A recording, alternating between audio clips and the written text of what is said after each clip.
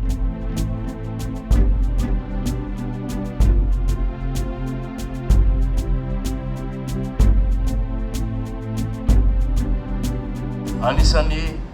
tanjona kendrena amin'ny hetsika fahatsiarovana moa ny fanairana ny ampopo ny fitiava-tandrazana sy ny fanomezam-boninahitra ireo mpiady tia tandrazana izay nitolona tamin'izany taona izany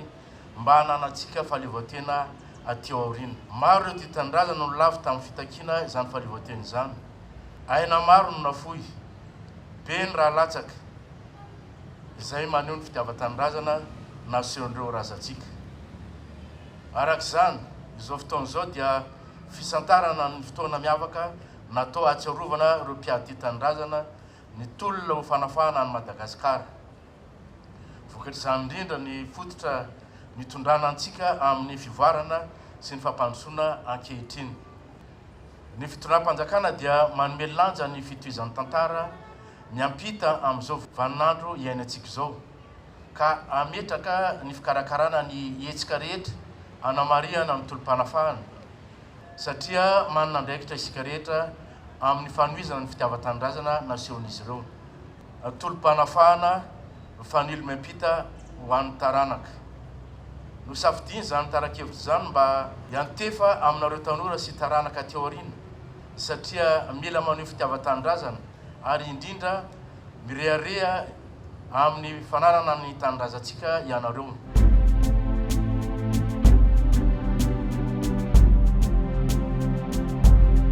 Raha ny 7 mars 1779 no resahana dia azo lazaina fa tolom-pahafahana nataon'ny malagasy entina hidivana amin'ny fanjanahantany nisy teto Madagasikara. Mazava ho aizy fa rehefa mirasika ny raharahany 17 sy 1779 isika dia tany amin'iny faritra Atsinanana iny no tena nisiny. Noho izany tolona nataon'ireo ataontsika hoe olona tena hoe mipetraka ny ambany ravilahatra lavitry ny tanàn-dehibe nefa kosa tena niaritra n'ilay fanjanahantany nisy teto Madagasikara. Tatsay ireo olona ireo ary mahatatsah azy izy no tena niaina tao anatin'ny fangirifiriany fanjanahantany nisy teto Madagasikara. Tolom-panafahana ny tenenako azy fa tsy hoe tolona ho an'ny fahaleovan-tena fotsiny ihany, satria ny mpanao politika izay tia tandrazana izay mipetraka kokoa taty amin'ny tanàn-dehibe no milaza sy matetika miteny hoe miady ho an'ny fahaleovan-tena, fa ho an'ireo tatsay ireo dia ny fahafahana eo amin'ny zuga ny mpanjanahantany no ny tena mitadiaviny ary niady an'izay gedra izay izy ary izay no nahatonga azy hoe nandray fitaovam-piadiana, satria nieritreritra izy fa ny atao hoe fahafahana dia ena tanatsaka ka tsy maintsy rombahana ary rehefa hoe robahana edivana dia midika an'izay mampiasa hery. Niaina tamin'izany dia nahatsiaro fa voagedra ny malagasy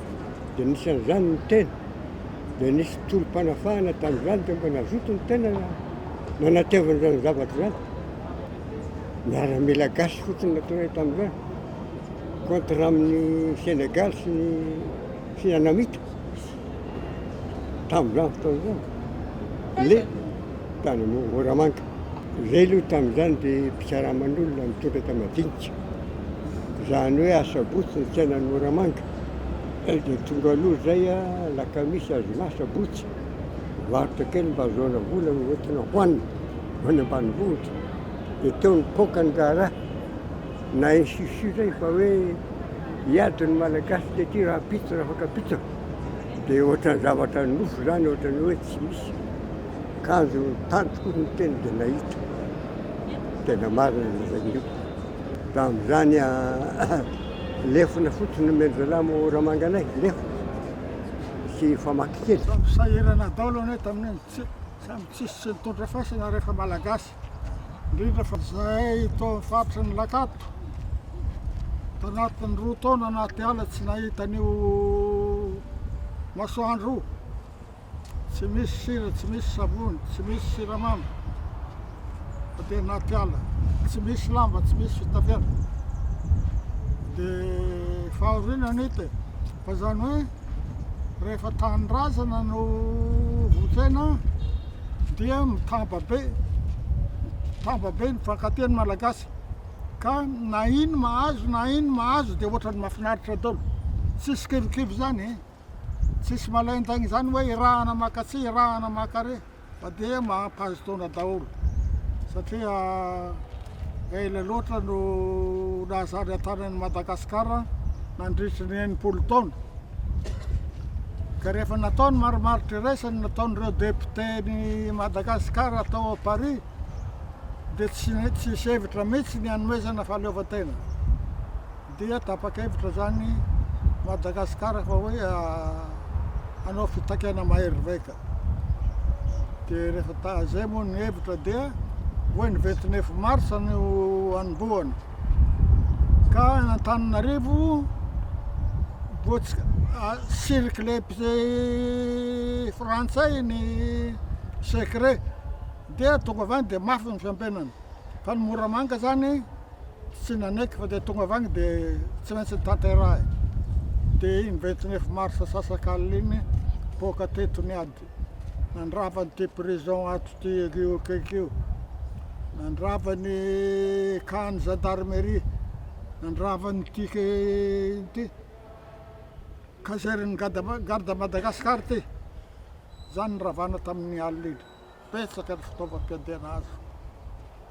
tanam-polo lefona nandeha ny ady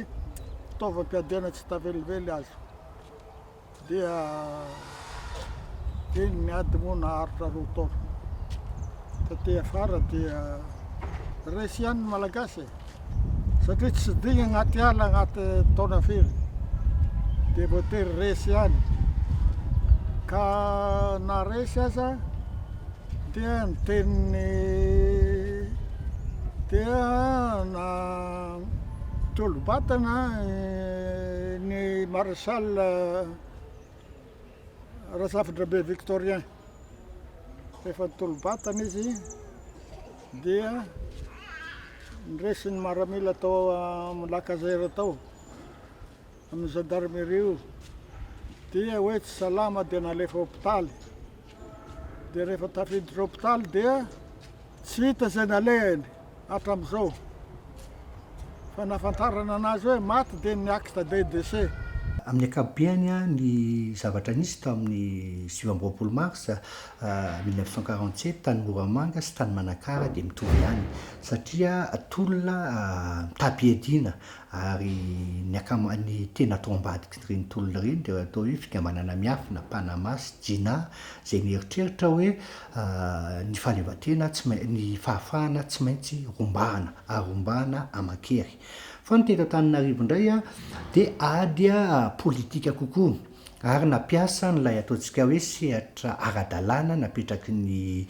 République frantsay zany hoe ady politika nataony any amin'ny fifidianana kokoa ary indrindra namorona napetrany ireo antoko politika anisy anakefatra izy tamin'izany fa ny anankitelo ny tena atao hoe antoko politika tia tanindrazana dia anisan'izany ny voalohany indrindra dia ny MDRM, ny faharoa dia ny PDM Parti démocratique malgasy zay niforoan'ny Pasteur Velijohn sy ireo namany ary ny fahatelo ny MSM mouvement social malgasy zay niforoan'ireo ataontsika hoe tia tanindrazana katolika kokoa raha ny PDM protestante kokoa zany hoe no andrareo ny tolona ho an'ny fahaleovan-tena kokoa zay samihafa amin'ilay hoe tolona ho an'ny fahafahana ho andrareo ireo satria izy mpanao politika teto Antananarivo ny tanjona dia ahatonga ny Madagasikara azo ny fahaleovan-tena ny dikan'izay dia hoe miala eto Madagasikara daholo ny frantsay ary izareo ireo no hitondra ny Madagasikara rehefa ohatra ka tonga izay fahaleovan-tena izay ny somary mahasamy hafa azy fa ny zava-dehibe dia samy nitolona ny malagasy ary amin'ny endriny samy hafa nisy ny teny hoe nisy ny eritreritra fa tolona mitakery toy ny tany Moramanga, toy ny tany Manakara, misy ilay mieritreritra fa tolona politika toy ny teto Antananarivo. Na izany anaty zany nisy ihany ny hevitra anapoahana tolona ohatra ny tany Manakara sy tany Moramanga teto Antananarivo, fa rehefa tena nandeha moa ny raharaham-pirenena dia nahita ihany ireo sekitarika azy teto Antananarivo fa tsy tena mety satria raha ohatra ka nipoaka izay tolona izay mety ho be dia be kokoa ny maty tamin'ny ady natao tamin'ny mpanjanatany. Izay hoe taranaka mpanohatra MDRM dia nisamborona dia avy any Ambatondrazaka nanomboka ny samborona reto olona eto amin'ity fasany ity ziska teto Moramanga dia nafeny vagoanako roa ireo mpanjanatany izay ao anatin'ilay hoe mpanohatra tsika zany mpanohatra dia nentina nofitahana fa hoe ho any Antananarivo fitahana an'ireo olona ireo olona ireo olona voafitaka hoe andao nareo ho any Antananarivo fa misy lananareo dia tsisy nanam-po ireo olona ireo dia nentina kinanjy zany raha feno ny vagoanako roa dia nijanona teo Moramanga dia io raha nijanona teo Moramanga dia nandeha teto amin'ny faritra Panifa Nandranokobaka dia nijanona tetsy misaparana tetsy dia nentina nivonininy ireo mpanjanatany ireo olona izay voalaza ireo fa maromaro ireo olona ireo tena mandrivondrivony mihitsy satria eto zao misy fasana enina ny hitantsika eto fa fito ny tena nisy teto fa tsy hita moa le fasana anankiray dia reo zany le mahery fo antsika any izay iainantsika hatramin'izao mampalahelo nefa fa ireo olona ireo ihany nasiana nangady lavaka dia amonina anazy dia zay ny tiako hoe lavaka fito moa izy teo dia nitifirin'ireo mpanjanatany ireo vazaha zany ireo vazaha zany ny mahery fontsika dia zao ka na ny tantaran'izy ity dia misy olona anankiray zany avotra tamin'izy ity dia atao hoe Ingarakotin'ny aina avy any Ambatomanga. Zava-dehibe tokoa ny ahafantarana ny tantara satria ny tantara ny tena ahafantarantsika ny zavatra misy marina amin'izao fotoana izao. Ny ho anay mpikarakara dia mijery aloha hoe inona ny zava-misy ary inona ny mety anazavana io zava-misy io tao amin'ny lasa. Ary raha tsy mahafantatra an'izay isika dia matetika mijery any aoriana. Zany hoe mahazava-dehibe ny tantara dia sy ny ahafantarana ny tantara dia mba ahazoana mitotoka makany amin'ny ho avy. Ho anna firenena anankiray tsy mahafantatra ny tantarany dia tsy afaka hitodika any amin'ny ho avy izy satria mbola tsy tapitra akory ilay lasa eo amin'ny fiainany. Zany hoe amina firenena toa ny Madagasikara raha tena hijery marina tsika ho aiza any aoriana any andeha hoentina ho aiza ny firenena, inona ny tanjona tokony hananana dia tokony miainga aloha amin'ny fahafantarana ny lasa mba hahafahana mijery an'izay ho avy izay. Ny familina miampita amin'ny fijeriko azy tsy hoe miampita fotsiny ilay hoe ataontsika hoe fitiavan-tanindrazana fa izay fijerena ny ho avy izay. Ary ny firenena tsy mahafantatra ny lasany tsy afaka hijery ny ho avy.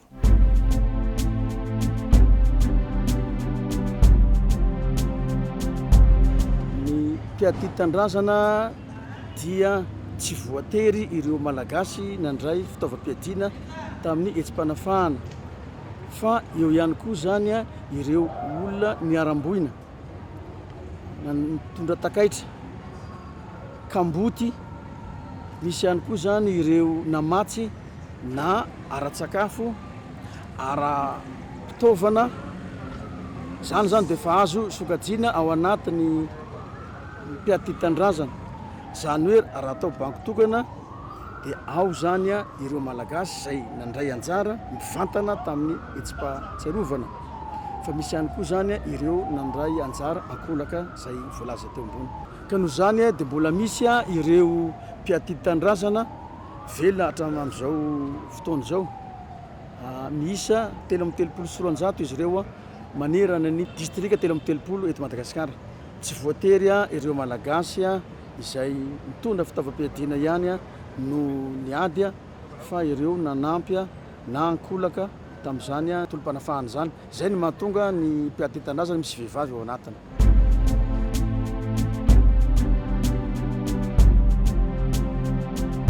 Ny raha tabataba fito amby 27 dia ao anaty fandaharam-pianarana rariny loatra raha foazina ao an-tsain'ny mpianatra hoe inona marina moa nahatonga andreo ray aman-dreny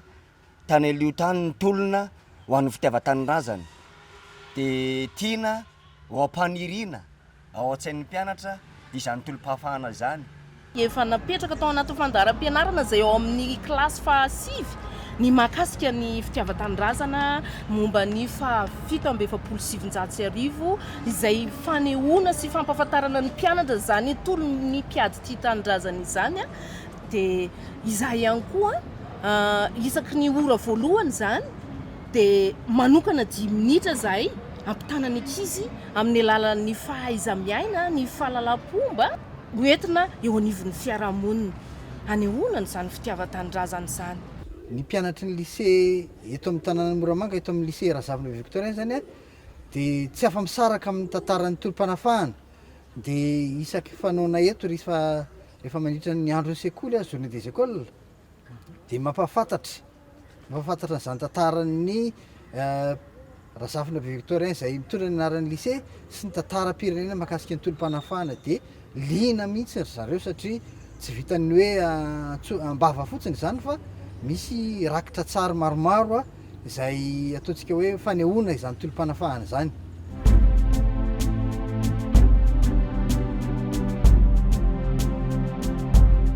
Amin'izao fotoana izao zany dia bezaka zany tsika anaparitaka an'ireo fampiratiana makany amin'ireo distrika manerana ny nosy.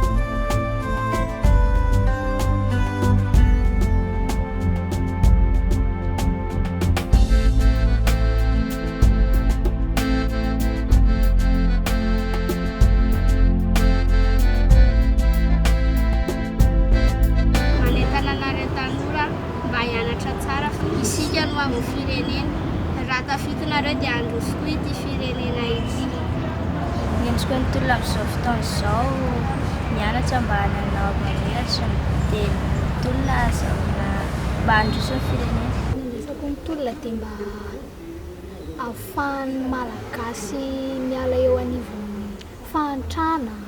sy ny vahoan'ny mpanjanaka dia ny andraikitra takiana aminay mpianatra dia ny mba anandratra ny firenena sy anana fahalalana mba tsy firenena mahantra intsony ny firenena malagasy. Tsy tokony paritaka intsony tsika fa tokony iraisaina satria izay no nentin'ireo mpitolona tany aloha. Tokony iray tsikany amin'ny zavatra atao rehetrarehetra, ohatra hoe eo amin'ny mpitondra sy ny hoentina. Ny afatrako manokana zany dia tokony hifankatia isika malagasy satria raha tsy nisy ny fifankatiavana dia tsy azontsika ny fahaleovantena dia mila mifankatia isika, mila miray saina satria araka ny ohabolantsika malagasy hoe izay misaraka fasika izay mitambatra vato. Ho amin'ny mpianatra indrindra satria isika no avy firenena dia mila ezana tsara ny fianarana mba ho lasa olona ambony dia mila mifankatia dia mifanampy ary miray hina. Angamba hitantsika fa reto amin'ity toerana mahery fo ity tsika dia ny tolona ireo ho an'iza moa ho an'ny taranaka ankehitriny ireo tsika ny hitolona ho an'ny fifankatiavana tolom-panafahana fanilo miampita ho an'ny taranaka satria ny taranaka ny mifandimbya hitondra ratra zay dia tsara raha ampifantarina amin'ny atsipirina ny tantara misy raha ny zavatra niainandreo ray aman-drenindreo ampitairany taranaka ty afara. nandatsaka ny rano ny be lehibe nandatsaka ary nigadra ny sasany ny sasany a tena niafy mafy a tao anatin'izany tolona zany ary matoa hoe olona ireo ny ady a de te hanana zavatra tsara ary zay ny any tokony tiako hoe raha afatra apita hoe tokony atsapitsika ny amafy ny fitiavan-tanindrazana ny amafy ny sakrifisy zay angamba ny tenenana azy a nataon'ireo teo aloha ary izay tokony fanohatra ho antsika androsoana sy dadavana hoe inona daholo ny fomba azotsika entina ampandrosoana ny firenena.